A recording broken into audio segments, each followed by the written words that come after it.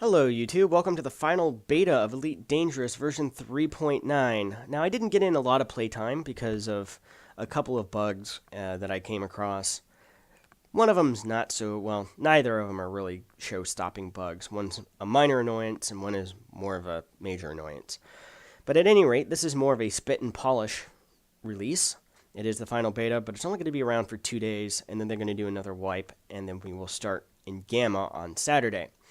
So they've added these images to the menu screen, and it really does add a lot of aesthetic value and looks more polished than it was when it was just a black screen. Also, they've made it that yellowish color highlight whenever you hover over anything. But here's one of the major bugs. It no longer recognizes multiple devices. And this is a problem because with my CH Pro Pedals, Pro Throttle, and Fighter Stick, I actually have things set up as two sticks. I have basically everything is device 1 except for the mini stick. The mini stick on my throttle is device 2, so it should recognize it as a separate joystick, and it's not doing it right now. And it's not just me. People with, say, Warthog throttles or Warthog HOTAS and Saytech pedals are having this problem, or CH pedals. So it's just not recognizing multiple devices. I hope they get this fixed. It's been ticketed. I've ticketed it. Many other people have ticketed it.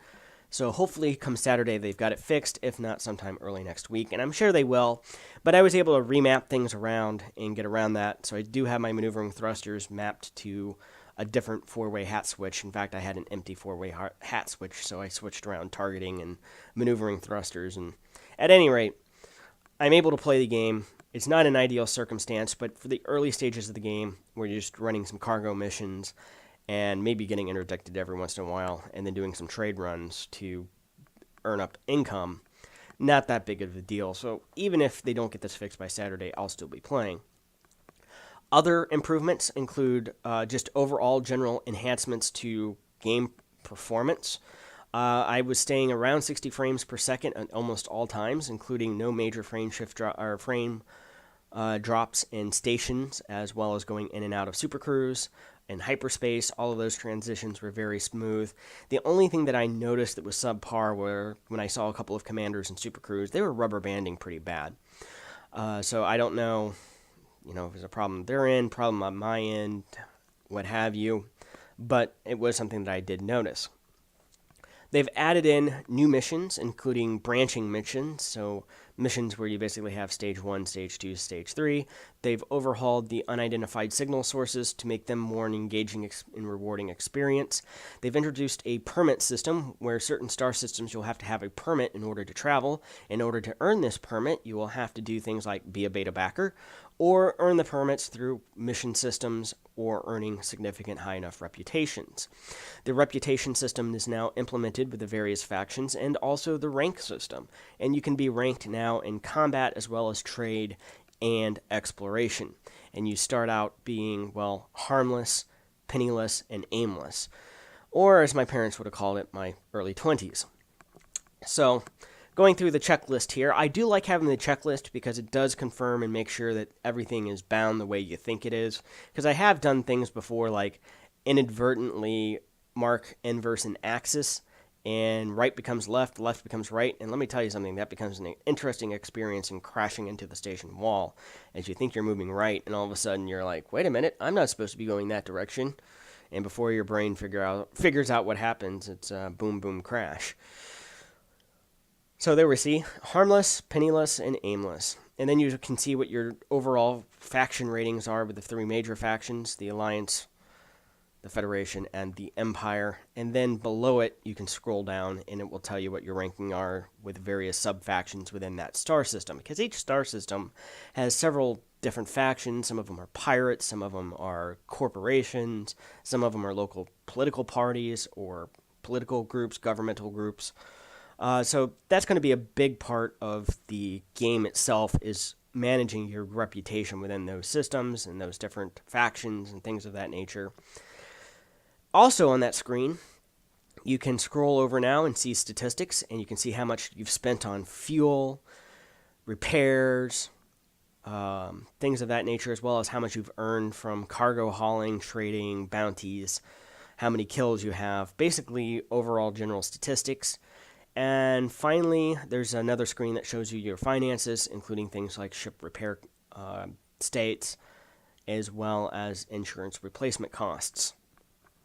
So all of that information is now available on your right-hand screen menu. Trading has also seen I won't say significant overhaul, but a significant improvement.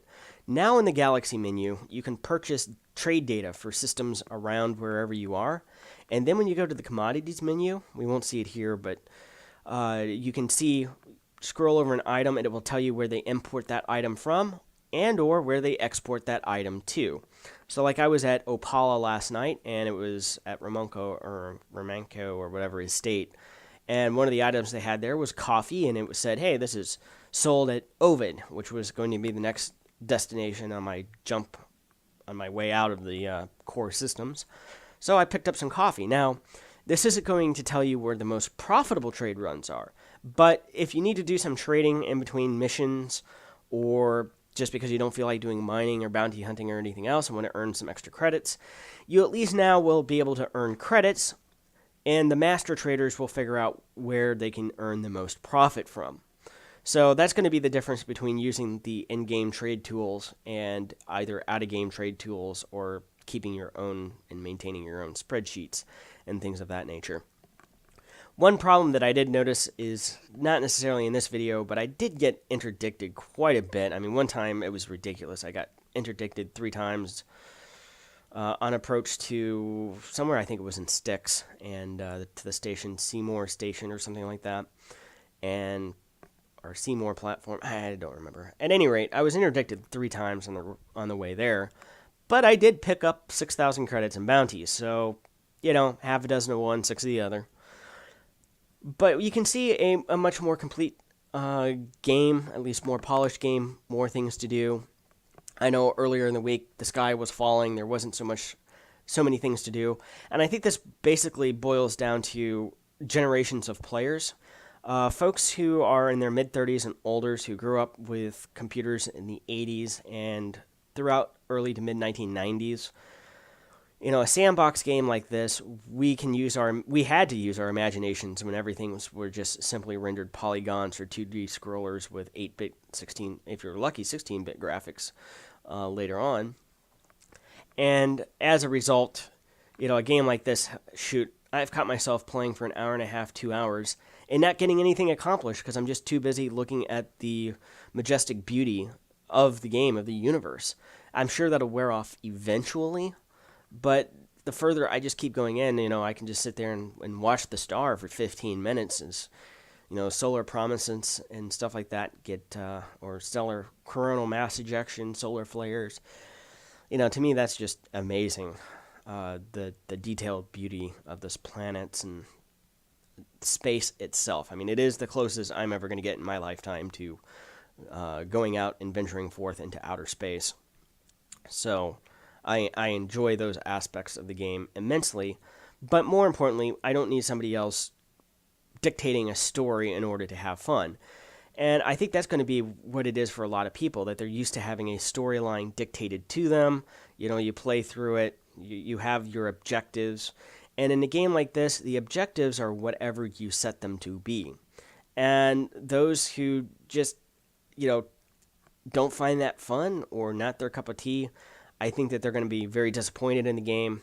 But those of us who can set, okay, this is going to be my objective, is to get into a Viper or a Hauler, or, well, maybe that's not such a high goal, but a Type 9 eventually, and become a master trader.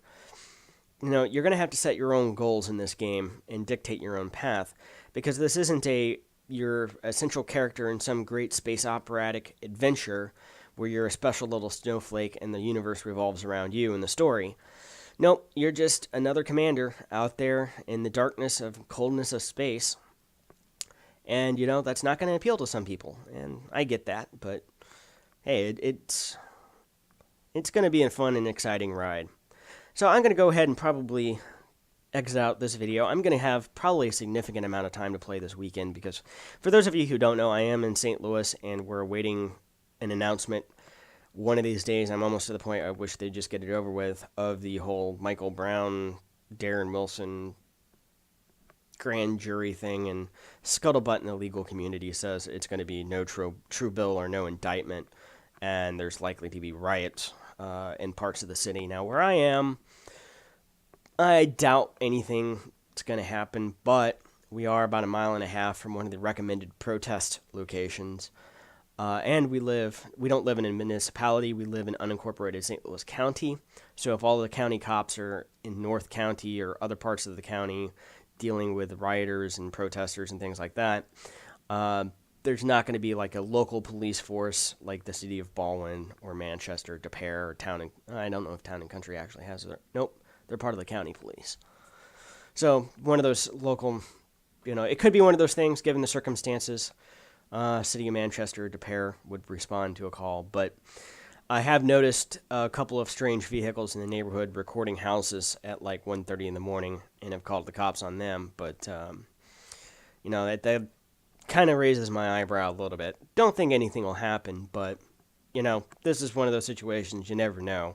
So I might very well be sitting down in the basement playing some Elite Dangerous while with a Walther sitting next to me, ready to repel real-life boarders.